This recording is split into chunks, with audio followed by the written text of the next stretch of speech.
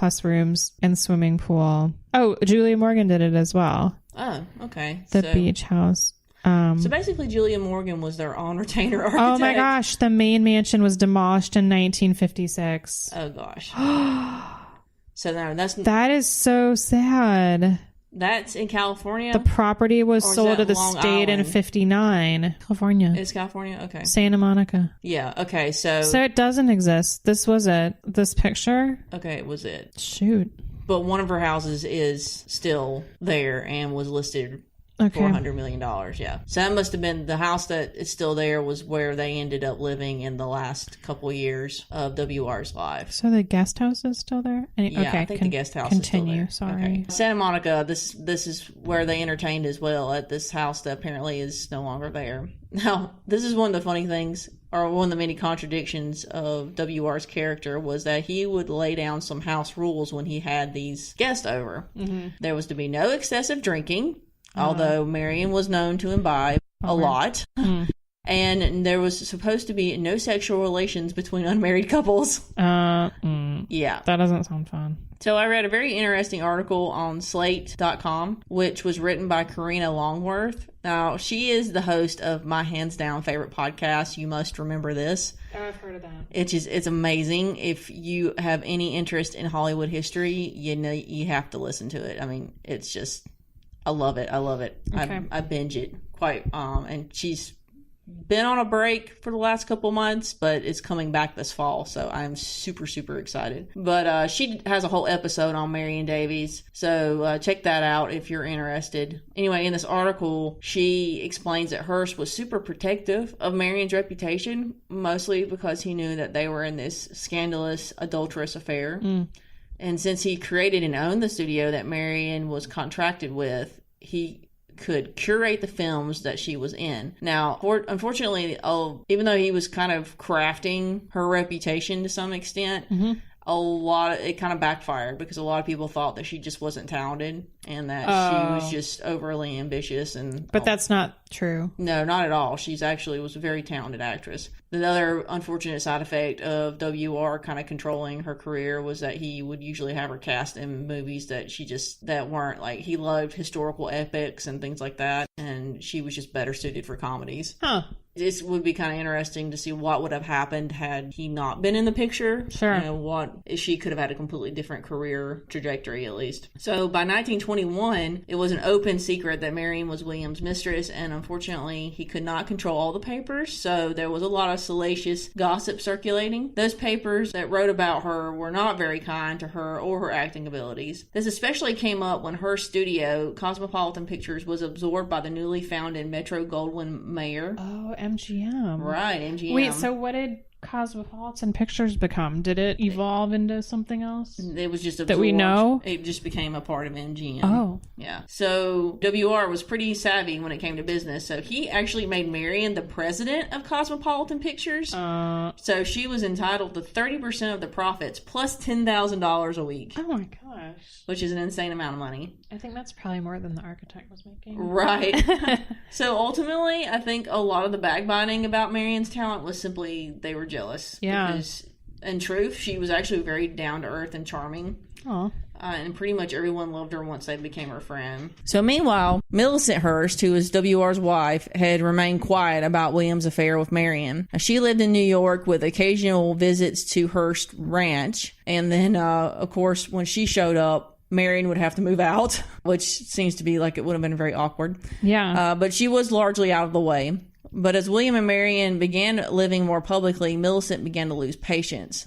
Now, I have my own theory about what was going on. Sometime between 1920 and 1923, a little girl named Patricia was born in a French hospital. Patricia claimed that even though she did not know her exact birth date, there are social security records out there that state it was June 8th, 1919. So she was adopted by Marion's sister Rosemary and her husband George Van Cleve. But there was whispers from the very beginning that Patricia was really the daughter of Marion Davies and WR. Did they do a paternity test? No, they never did a paternity test. Oh, I was kind of kidding. Did they have a paternity test? I don't know. I'd have to look that up. If they do, it just wasn't on Jerry Springer. No, it was not. Okay. You are the father.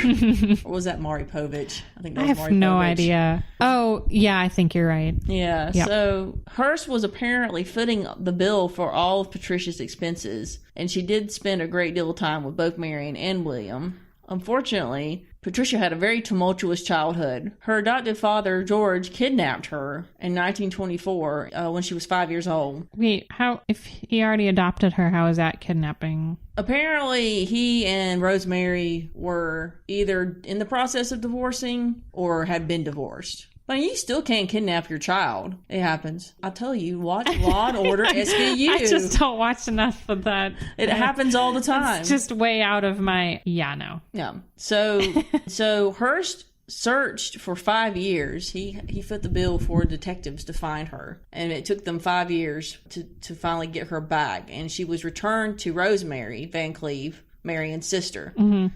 But then, of course, they were now divorced, so they went to court and they had a really huge custody battle. The court ended up ruling that Patricia should be returned to George, which is definitely interesting. Yeah. Well, actually not that interesting for that time period because they were very pro-father Sure. in those cases.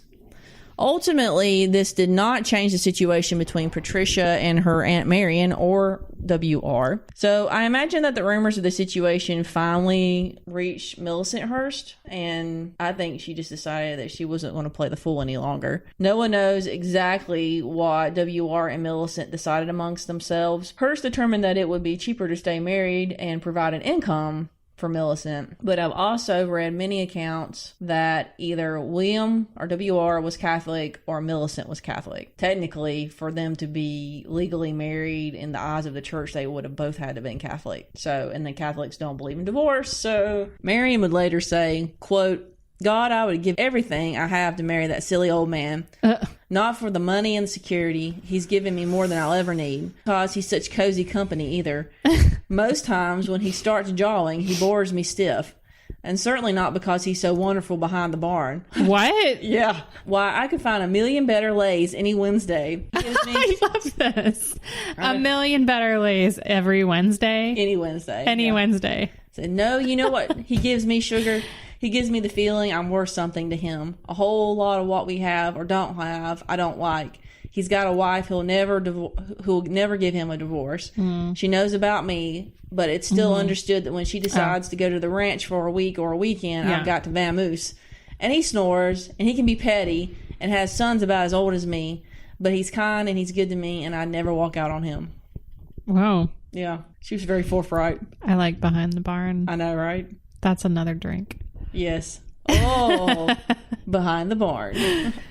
So it was a very interesting situation, not necessarily unusual, historically speaking. Yeah. William's life was totally entwined with Marion's, and he was devoted to her. They had a good life in California, but the couple's love of entertaining would soon land them into scandalous waters. Uh-oh. Both literally and figuratively. Okay. So it was 1924. On November 16th, Hearst and Marion were hosting a party on board his yacht, the Oneida.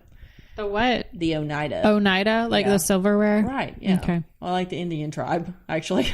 I like silverware. The silverware... Is that a regional native tribe? Because I've never heard of... They were a regional tribe, but it was the Oneida community that started making the silverware. Get out. Yep. That's crazy. Yep. Okay. Yes. You can tell I was raised by antique dealers. Yeah. That is so interesting. So... they are on board this yacht. There are several celebrities on board, including Charlie Chaplin and Luella Parsons, who was a pretty famous gossip columnist at the time.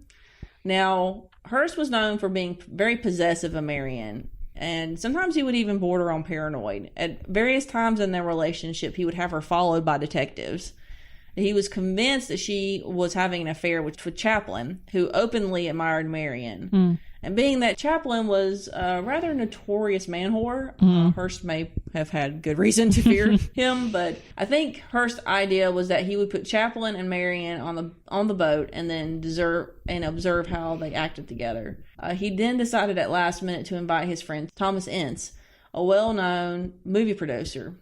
He had pretty much pioneered the way that modern movies are now made. Really? Yeah. I've never heard of him. And he even founded what would become MGM Studios. He was another one of the studios that kind of got absorbed into that. Oh. So he was a pretty important figure in Hollywood. Okay.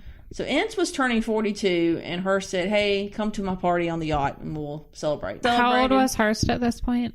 So this is 24. He was 55 when he met Marion. This is a few years after. Okay. 6 years, so he's 61. All right. Yeah. I guess way to stay young. Right. Party. Even though it sounds like he wasn't really drinking. I was a fan of it, at least. Mm-hmm. So everyone celebrated at dinner, and shortly thereafter, a doctor was called for Ince, who was reportedly suffering from an intense case of indigestion. This Dr. Goodman, who was called, actually ran several of Hearst's newspapers, so I'm kind of wondering if he was really a medical doctor. Yeah. That's kind of strange. So, despite his dubious credentials, he ordered that Ince be taken to shore immediately and delivered to a hospital. So he was placed on a train to Los Angeles, but continued to worsen, and so he was taken off at Del Mar and treated at a hotel. Then suddenly he was well enough to go home. But then on November 19th, Marion received a call from Ince's wife, Nell, who reported that Thomas had died. So the death certificate stated that he died of heart failure, but the LA Times quickly ran the headline, "Movie producer shot on Hearst yacht." Oh my gosh. So that's when Hearst stepped in. There's a big difference between bullet wound and heart attack. Right. So Hearst steps in, which I don't think you would ever want that to happen. No. So the headline quickly disappeared, and then all of Hearst's papers began reporting that Ince had fallen ill while visiting San Simeon. In the midst of all this, Ince's body was cremated, and his widow, Nell, disappeared on a trip to Europe. Oh. Which Hearst may have funded. Oh. So then came the report from Charlie Chaplin's chauffeur, who was on board the yacht, that Ince was seen bleeding from a bullet wound to the head as he was taken off the ship. No. It was the one... Is that fake? Is that just sensationalism? Yeah, we don't know. Okay. So it was the one detail that sparked a million rumors. Oh. And those rumors persist to today. So while this story has various nuances, the main premise is that Hearst caught Marion and Chaplin in a compromising position and fired a gun at Chaplin. Oh. The bullet missed Chaplin, went through the wall and into the... What's his face? Yeah, adjacent cabin where it struck Ince. Could that really happen? I mean, that seems pretty far-fetched. No, a bullet can go through a wall. Well, I know, but it just happens to hit. I mean, there are just a lot of things have to line up. Yeah. Literally for that to work. It's kind of on the same level of, you going down on a plane crash or, Sure. Or, I mean, hey, we'll put more modern terms. Being in your room and a drive-by shooting goes down and the bullet comes through the wall and kills you. Or a sinkhole, or you live in Florida and a sinkhole opens up under your bedroom. Right. Exactly. Legit, that kind of stuff happens. Yes, it does.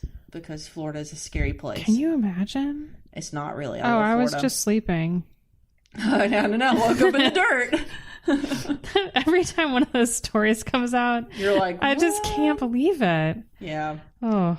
So a slight variation on this initial story was that Hearst caught Marion and Ince together and didn't realize that it was Ince. And so he thinking that it was Chaplin, he just shot him. Of course, heck, he could have just been out for blood and didn't care who he killed as long as the guy wasn't boning his girlfriend. So. Right. Yet, the newspapers eventually began reporting that Ince had died of heart failure after ingesting bad booze. That's a fairly good suspicion as well, because it is prohibition, and whatever booze was provided would have been bootleg. But then I think that whatever Hearst was serving probably would have been like high dollar legit stuff as opposed to somebody's nasty bathtub gin. Yep. So I read various newspaper accounts, and the one that I found added some different details that really intrigued me. After he was taken off the train at Del Mar, Dr. Goodman called for an additional doctor and a nurse. But Ince's wife, Nell, had appeared from Los Angeles, dismissed the doctors, and put a new doctor on Thomas's case. Apparently, she brought this doctor with her. Her name was Dr. Ida Glasgow. So it was Dr. Glasgow who declared Ince fit enough to go home, where, of course, he died the next day. Yeah. Never trust those women doctors. So much for female empowerment. Yeah. That I was on that for. I find it kind of interesting, and it kind of makes me wonder if Nell might have been up to something. Supposedly, Ince Did she have a reason to be up to something? Well, Ince was on board the ship with his mistress, an actress named Margaret Livingston. Oh my gosh. So perhaps Nell found out or had known for a while and decided that